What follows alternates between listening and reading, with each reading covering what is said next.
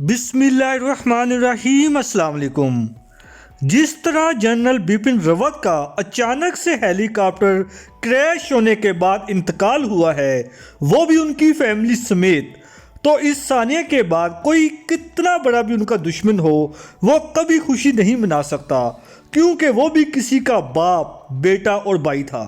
اس کے علاوہ انہوں نے انڈین آرمی میں 4 اسٹار جنرل رینک کے عہدے پر اپنی ذمہ داریاں سر انجام دیں، جو کہ کسی بھی فوج میں کام کرنے والے ہر آرمی آفیسر کا خواب ہوتا ہے اس رینک کو حاصل کرنے کا، لیکن چند افسروں کے علاوہ ہر کوئی اس عہدے پر پہنچ نہیں سکتا۔ اس کے علاوہ انہوں نے 2016 سے 2019 تک انڈین آرمی میں بطور آرمی چیف اپنی ذمہ داریاں سر انجام دیں، اور جب ان کی بطور آرمی چیف مدت ملازمت پوری ہوئی تو ان کو کشمیر اور چائنا کے ساتھ منسلک مشترکہ بارڈر پر وسیع تر تجربے کی بنیاد پر آرمی چیف سے بھی بڑا عہدہ چیف آف ڈیفنس اسٹاف کا دیا گیا، جس کے under Indian air force, navy اور ملٹری اداروں کے محکمے آتے تھے، جس کے باعث موجودہ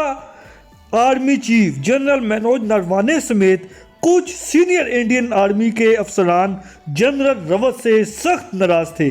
کیونکہ جنرل راوت ہندوستان کے پرائم منسٹر نریندر مودی کے موجودہ بھارتی army chief general Manoj Naravane کی نسبت زیادہ کلوز سمجھے جاتے تھے۔ یہی وجہ ہے کہ مودی سرکار کسی بھی بھارتی فوجی معاملات میں مشورہ کرنے کے لیے جنرل نروانے کی نسبت جنرل راوت کو اعتماد میں لینا زیادہ پسند کرتے تھے۔ اس کے علاوہ بھارتی ایئر فورس کے چیف بھی جنرل راوت کی بھارتی فضائیہ میں ضرورت سے زیادہ انوالومنٹ سے سخت نالا نظر آتے تھے۔ اس لیے اب یہ خبریں بھارت سے بھی آنا شروع ہو گئی ہیں کہ جنرل راوت کا ہیلی کاپٹر کریش ایک نارمل کریش نہ تھا، بلکہ اس بات کا قوی امکان ہے کہ ان کو بھارتی فوج کی جانب سے ہی نشانہ بنایا گیا ہو۔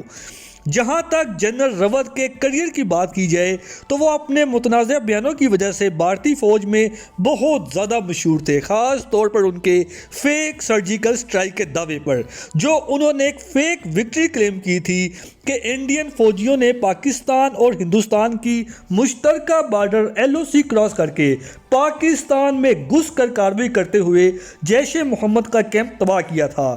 جو بعد میں پتہ چلا وہاں ایک کوے کی موت سمیت چند درختوں کے نقصان کے علاوہ کچھ نہ تھا، جس کی بعد میں انٹرنیشنل میڈیا نے بھی تصدیق کر دی۔ اس کے ساتھ ساتھ ان کی اپنی پارٹی اپوزیشن کانگریس نے بھی اس سرجیکل سٹرائک کو جھوٹا قرار دے کر ثبوت کا مطالبہ کر دیا، جس کے جواب میں پاکستان نے 27 فروری 2019 کو ایک حقیقی سرجیکل سٹرائک کر کے نہ صرف بھارت کے 2 طیارے تباہ کیے، بلکہ ان کے پائلٹ ابھی نندن کو زندہ پکڑ کے پوری دنیا کے سامنے بطور ثبوت پیش کیا۔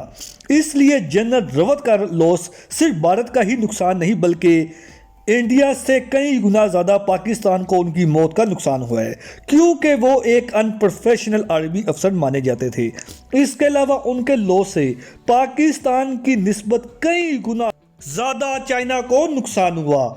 کیونکہ وہ as a chief of defence staff کی حیثیت سے اپنی ذمہ داریاں سر انجام دے رہے تھے، جس کا اصل مقصد چائنا سے بارڈر مینجمنٹ میں پائے جانے والی کشیدگی پر نظر رکھنا تھا۔ لیکن پوری دنیا نے دیکھ لیا کہ کس طرح چائنا نے ان کی موجودگی میں لداخ، اتراکھنڈ سمیت دیگر بھارتی اہم علاقوں پہ نہ صرف اپنا قبضہ حاصل کیا، بلکہ وہاں اپنے گاؤں کی تعمیرات بھی شروع کر دی۔ اس کے علاوہ 2017 کو چائنا اور بھارت کے درمیان ڈوکلم تنازع کے نتیجے میں جنگ کی صورت میں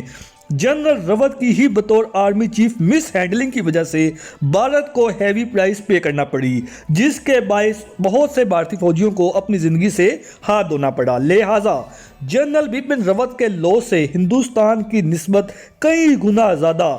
نقصان پاکستان اور چائنا کو بھی ہوا ہے۔ اس لیے ہم ان کی بھارتی فوج کے لیے دی گئی قربانیوں کی دلی قدر کرتے ہیں اور دعا کرتے ہیں کہ next chief of defence staff بھی جنرل راوت کی پالیسی کو فالو کرتے ہوئے اپنے عہدے کا چارج سنبھالے۔ ملتے ہیں انشاءاللہ اگلی ویڈیو میں، تب تک کے لیے اجازت۔ اللہ پاک ہم سب کا حامی ناصر ہو۔ پاکستان زندہ باد۔